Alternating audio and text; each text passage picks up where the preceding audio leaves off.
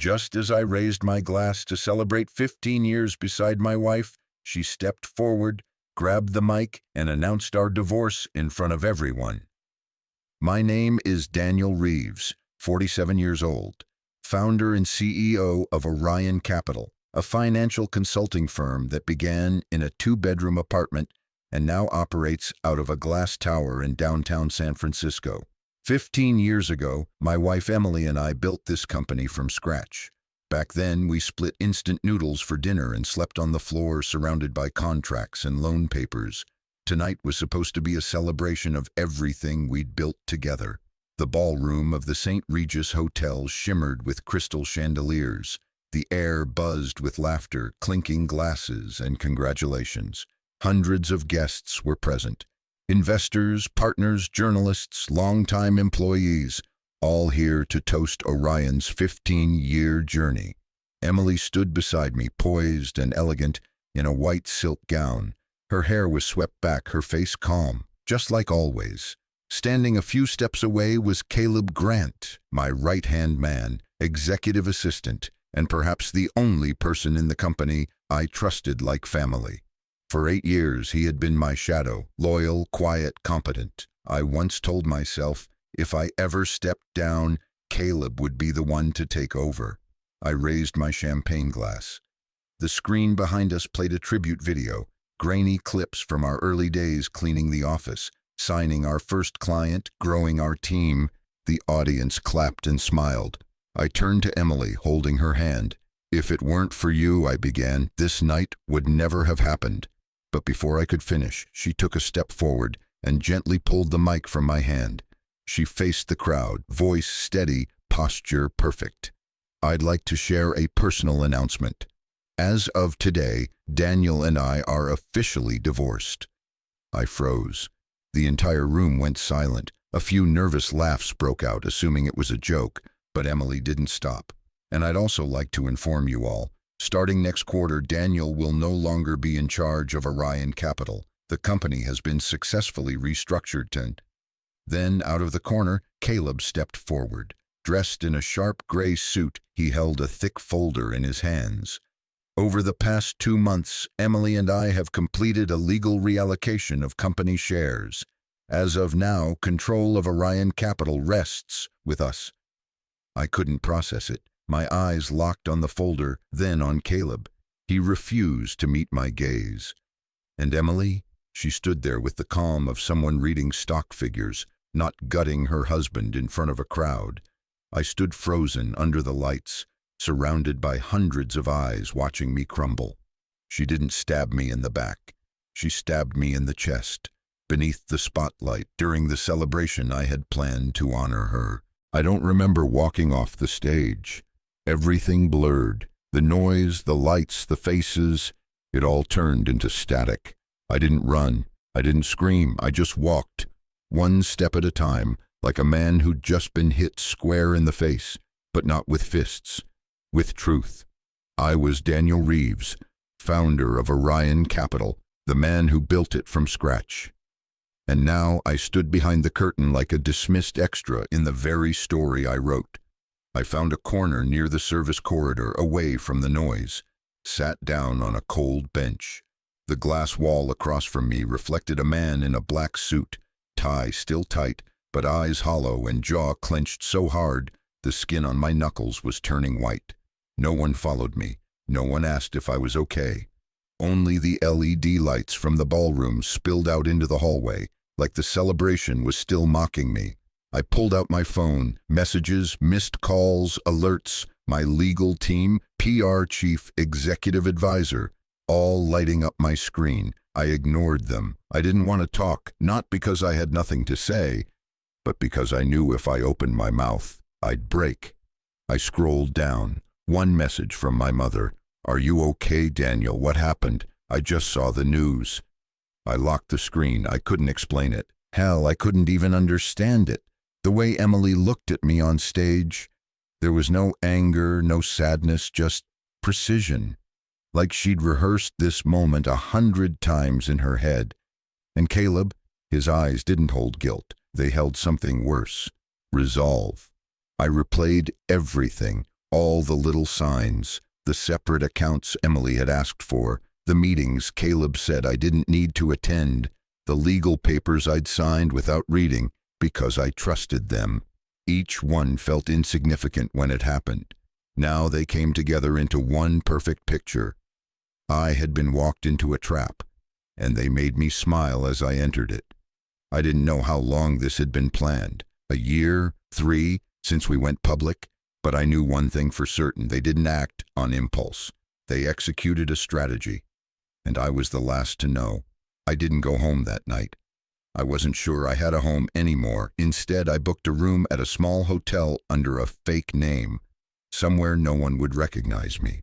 In the dark, lying on a stiff bed, I didn't cry. I just clenched my fists under the covers, hard until my palms bled, not out of rage, not out of grief, but because I refused to let them write the final chapter of this story. Not like this, not without a fight. I woke up before sunrise, not from sleep, because I hadn't slept, not from an alarm, because I didn't need one. My mind had been replaying the same scene on loop. My wife and my most trusted ally standing together on stage, both plunging the knife at the same time. I sat up in the cold, unfamiliar bed of a cheap hotel room. My suit was still wrinkled from last night. My eyes were burning, my body heavy. But I knew one thing: I no longer had the luxury of breaking down. Not one more second of silence, not one more second of believing in people who had already decided to erase me. I showered, dressed, and searched through my jacket pockets. A bank card, a car key, and an old business card. Jonathan Kim, corporate attorney, ruthless, methodical, brilliant. He'd helped me navigate a hostile acquisition 3 years ago. People called him the Wolf, not because he bit hard, but because he never missed the throat. I texted him just one sentence: I lost my company, my wife, my name. I need you now. He called within 3 minutes. Say nothing, sign nothing, meet me at 2 o'clock, and Daniel, this time you play like a man who's been attacked. I drove back to Orion Capital's headquarters, not to pretend I still belonged, but to see what was left of the man I used to be. Floor 45, the CEO office. The nameplate had already been changed. C. Grant. I stood there looking at it. 15 years of blood, sweat, and loyalty, erased in less than 15 hours. I didn't enter. I didn't need to. I headed straight to the sublevel. IT and server maintenance. I'd built this floor with my own money, personally oversaw its security design. And they forgot one thing: they never revoked my root access. Their first mistake. I logged into the system, admin level entry, pulled up internal emails, shareholding breakdowns, financial activity from the past year. What I found made my hands go cold. A trail of shadow companies, multiple transactions funneled through empty shells, company shares transferred in fractions, scattered, consolidated, then rerouted to Emily and Caleb's control. I found emails, messages between them dated nearly a year ago. Once the equity from Global Holdings is restructured, we'll have control. Daniel won't notice as long as he still believes it's ours. I stared at the screen. This wasn't emotional. It wasn't impulsive. It was a slow, calculated takedown, executed with precision and patience. And I was the fool who helped them by trusting too much. I printed everything, created a full paper trail, timeline, ownership changes, email threads, every red flag. What I saw was no longer just a betrayal. It was a premeditated corporate execution. At 2 p.m., I met Jonathan Kim in his downtown office. No signs, no branding, just gray walls, old wood, and silence. He read the documents I brought, wordlessly, page by page. When he finished, he pushed his glasses up, leaned back, and looked at me. You weren't just pushed out. You were dissected, with documents you signed, with trust you handed them, and they did it all by the book.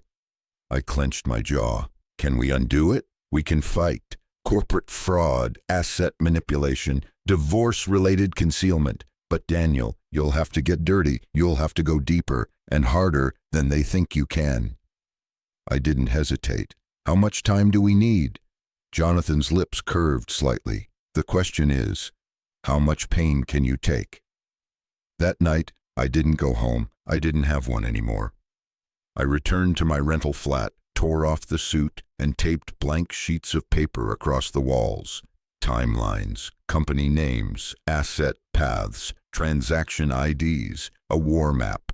I stood in the middle of the room, marker in hand, sketching the full betrayal. Not as Daniel Reeves, the CEO, not as Daniel, the husband, but as the only survivor of a corporate assassination. I would hunt every shadow company, uncover every hidden email, and bring the truth back into the light. They chose a stage to destroy me. I choose the shadows to rebuild. This isn't revenge. It's justice, redrawn on my own terms. I disappeared. No press, no statements, no posts. I vanished from the world that once knew me, from the boardrooms, the headlines, the social feeds. To everyone else, it looked like I was licking my wounds. But behind the silence, I was moving, because I no longer lived in the world of trust. I lived in the world of proof. The first thing I did was compile every name, entity, and holding connected to the transfer of Orion's shares in the last 18 months. I built a map: who signed what, who held what, and who stood to gain from my erasure. One name kept surfacing: Helios Strategic Holdings. It looked clean, discreet, official, but its structure reeked of a shell company, created only to buy, scatter, and disguise ownership, registered in Delaware, of course. The graveyard of corporate transparency. I flew there. Their office turned out to be a virtual mailbox inside a shared space building. No sign, no staff, just a bored receptionist who said they only rent the address to receive legal mail. No one's ever come in. I hired a private firm that specialized in legal forensics. In less than 48 hours, they gave me a name: Laura Haskins, former financial assistant to Emily. Left the company 3 years ago after handling a strategic fundraising round. That was when I stopped doubting. Emily hadn't started this a year ago. She'd been planning it since I still thought I was building our future. Back in San Francisco, I started reaching out to people who used to trust me: colleagues, advisors, partners. Most didn't answer. Some politely declined to meet.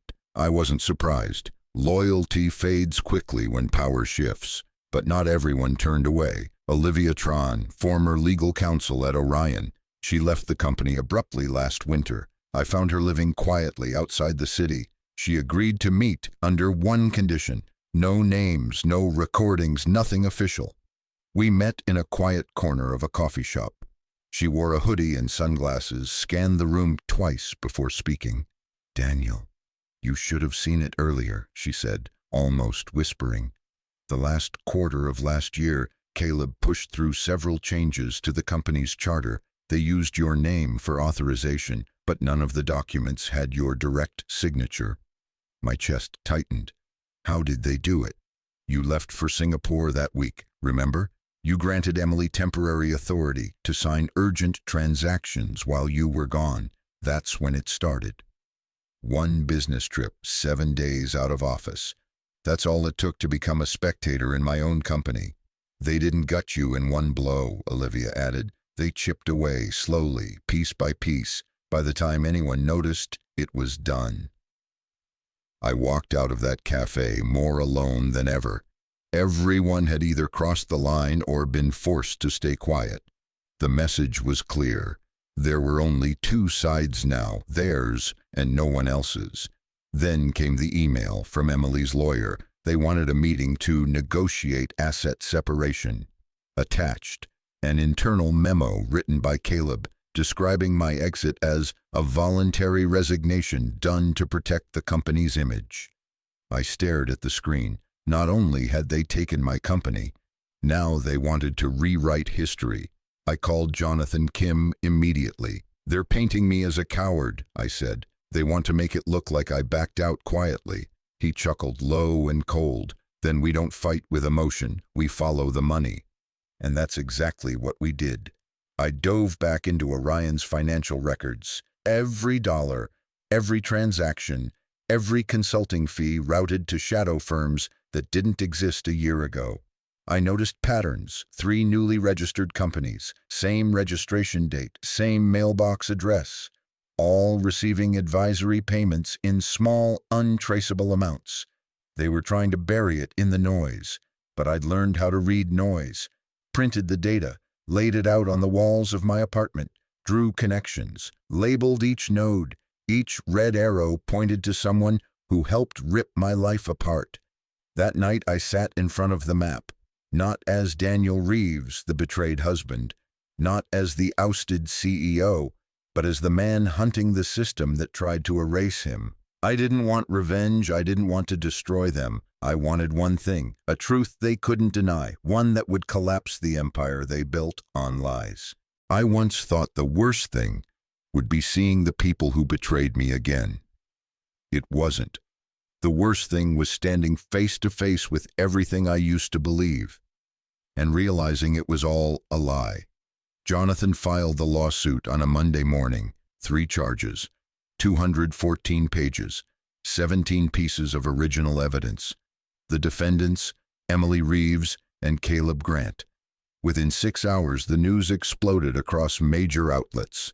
Founder of Orion Capital sues ex-wife and executive assistant for fraud power grab. The corporate coup with a wedding ring. Emily gave no comment. Caleb vanished from the public eye. They chose silence. I chose silence too, but mine was sharp, loaded, and heading straight for the courtroom. The first hearing was scheduled for Friday. It was a cold, misty morning in San Francisco. The kind that made people zip up their coats tighter, walk faster, speak softer. I arrived on time. No entourage, no bodyguards, no PR handlers.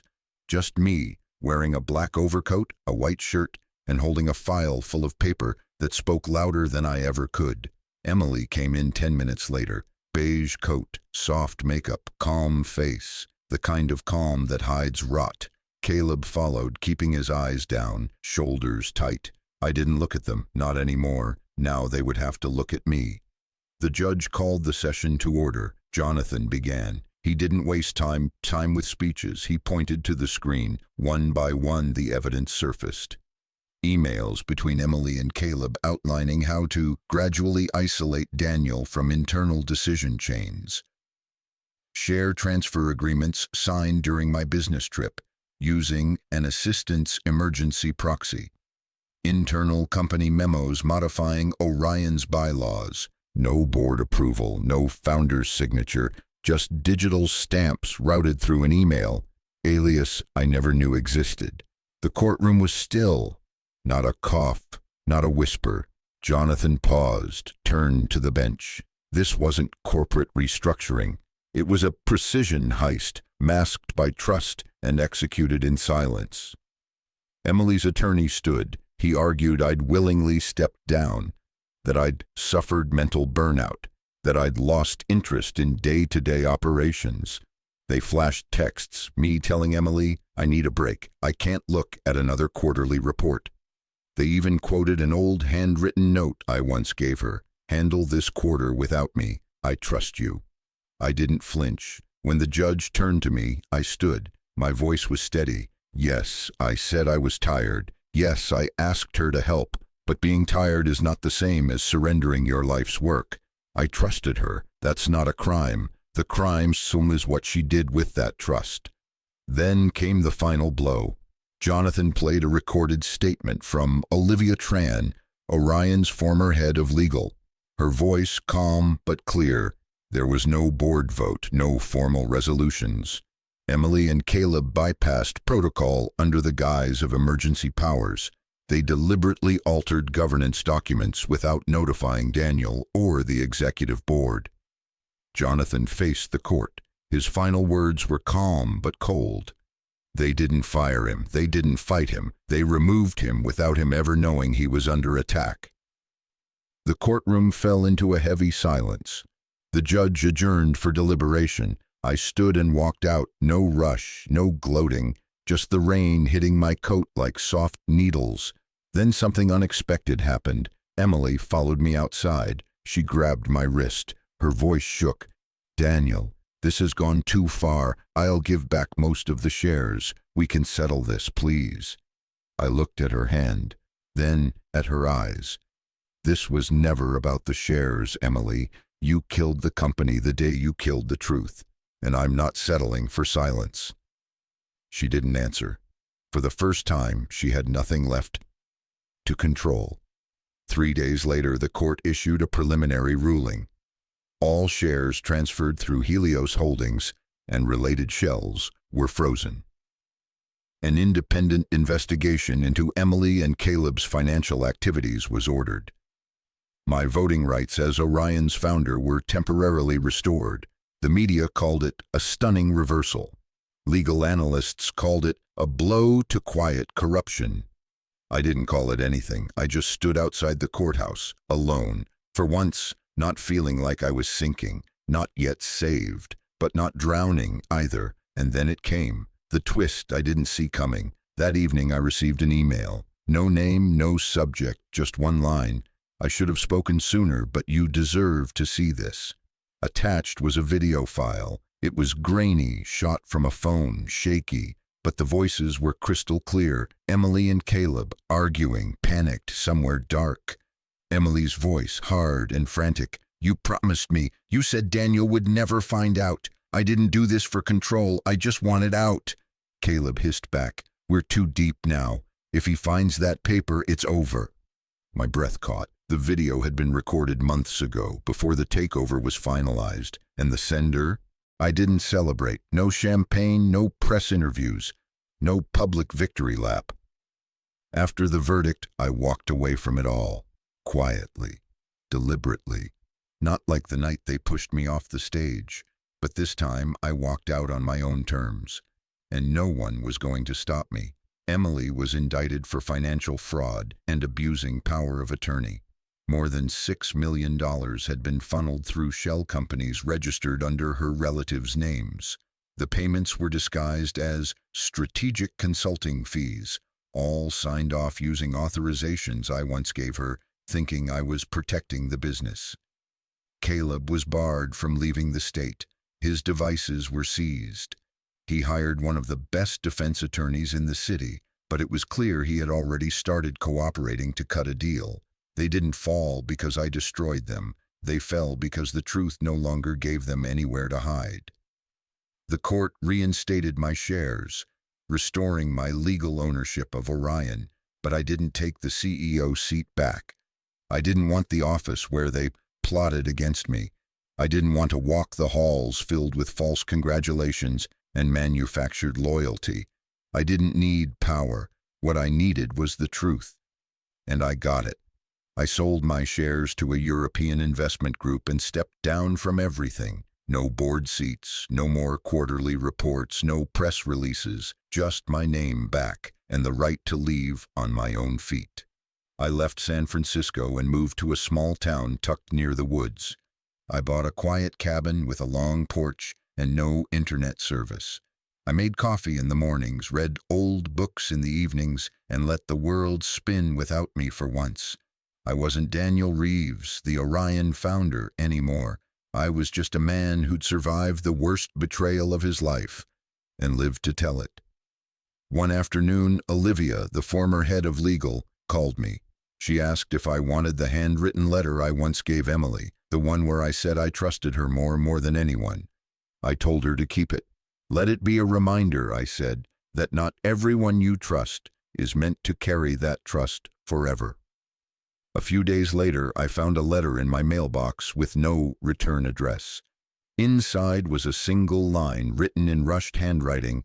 "I was too much of a coward to speak earlier, but thank you for not forgiving me, because that's how I finally learned to be afraid."